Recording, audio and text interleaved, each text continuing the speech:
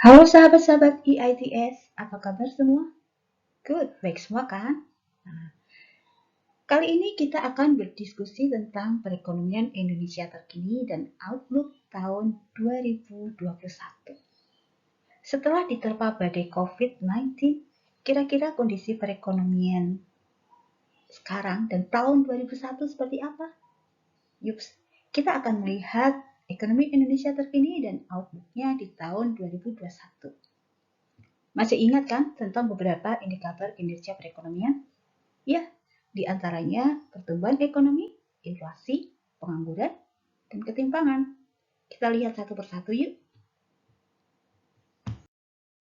Baiklah, mari kita lihat statistik ekonomi Indonesia pada perkembangan dan struktur ekonomi Indonesia. Dalam beberapa tahun terakhir sampai dengan tahun 2019, produk domestik bruto atau PDB, baik PDB atas dasar harga yang berlaku maupun PDB atas dasar harga konstan cenderung meningkat.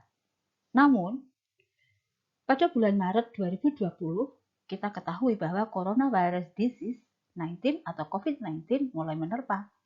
Adanya badai COVID-19 ini menyebabkan terjadinya kontraksi pada perekonomian, baik karena permintaan maupun karena produksi. Kita lihat di sini bahwa produk domestik bruto atas dasar harga yang berlaku maupun atas dasar harga konstan tahun 2020 itu lebih rendah dibandingkan tahun sebelumnya, yaitu pada tahun 2019.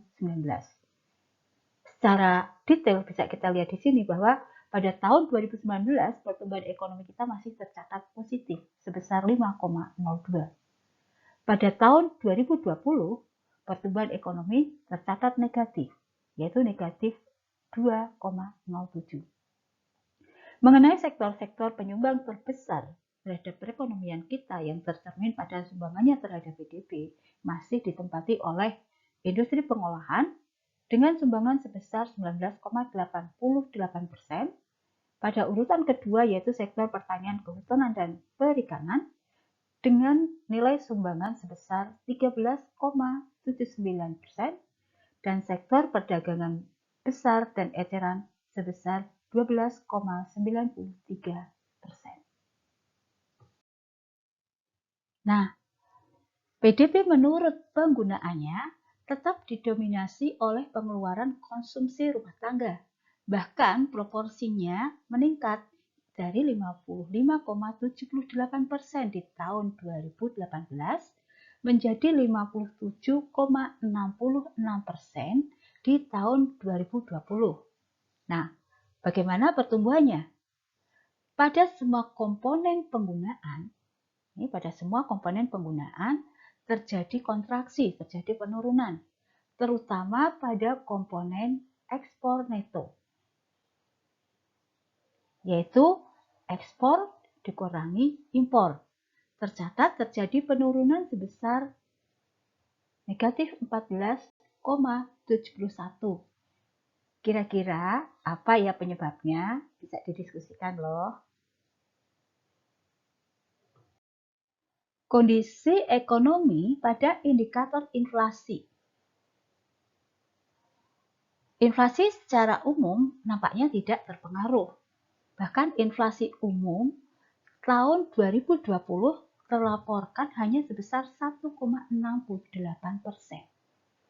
Inflasi yang relatif tinggi namun masih sesuai target adalah inflasi pada barang bergejolak. Coba teman-teman bisa diskusikan, bisa sebutkan barang apa saja sih yang termasuk pada barang-barang yang bergejolak ini. Kemudian mengenai indikator pengangguran. Pengangguran naik sekitar 2% di tahun 2020 dari tahun 2019. Yakni pada tahun 2020 tercatat sebesar 7,46% pengangguran laki-laki dan 6,46% pengangguran perempuan.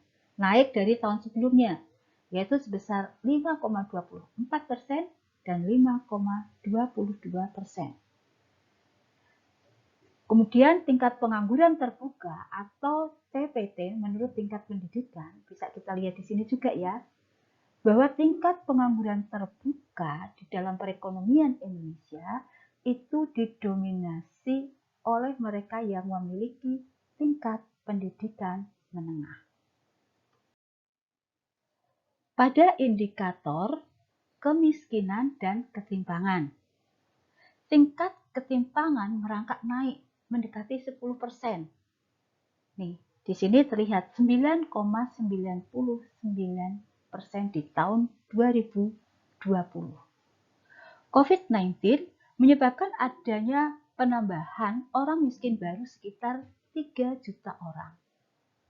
Turunnya taraf hidup masyarakat akibat COVID-19 juga tercermin pada penurunan pendapatan per kapita, yaitu total pendapatan dibagi jumlah penduduk yang turun dari 11.299 pada tahun 2019 menjadi 11.013 di tahun 2020. Satuannya ribuan per orang per tahun ya.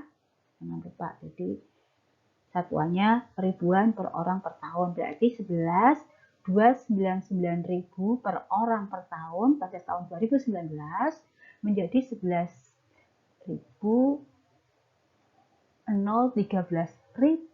rupiah per orang per tahun di tahun 2020. Kemudian garis kemiskinan tetap meningkat nih. Pada tahun 2020 semester 2 yaitu pada bulan September, garis kemiskinan di perkotaan itu sebesar 475.477, sementara itu di perdesaan sebesar 437.902. Mengenai tingkat ketimpangan, kita lihat di sini bahwa sebelumnya tingkat ketimpangan itu sudah cenderung menurun.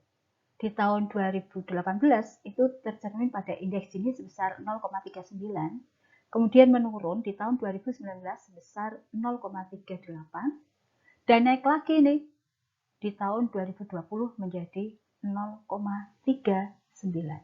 Namun demikian kita tetap bersyukur nih, ada kabar baiknya juga bahwa indeks pembangunan manusia atau IPM tercatat masih meningkat, yaitu pada tahun 2019 sebesar 71,92 dan pada tahun 2020 sebesar 71,94. Masih ingat kan, IPM itu mencakup 3 komponen, yaitu komponen pendidikan, kesehatan, dan komponen ekonomi. Nah, itu tadi adalah kondisi ekonomi Indonesia di tahun 2020. Lalu kira-kira bagaimana ya di tahun 2021?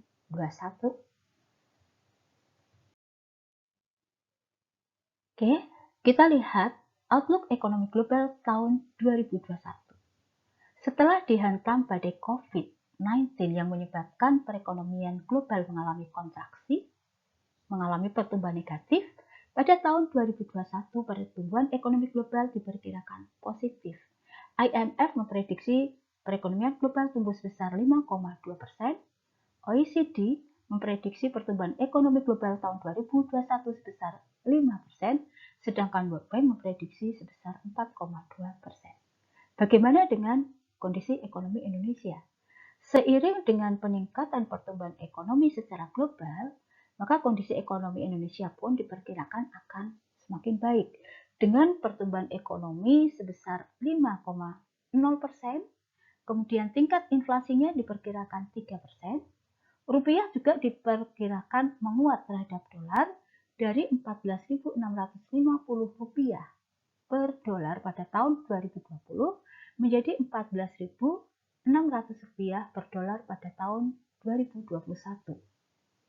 Tingkat pengangguran diperkirakan akan pada kisaran 7,7 sampai dengan 9,1%.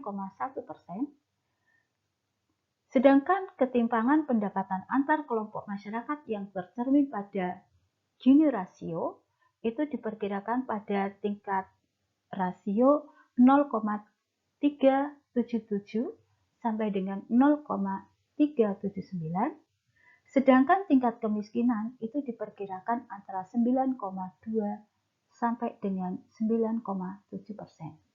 Secara keseluruhan, indeks pembangunan manusia yang mencerminkan kualitas SDM di negara kita itu diperkirakan pada kisaran 72,78 sampai dengan 72,95.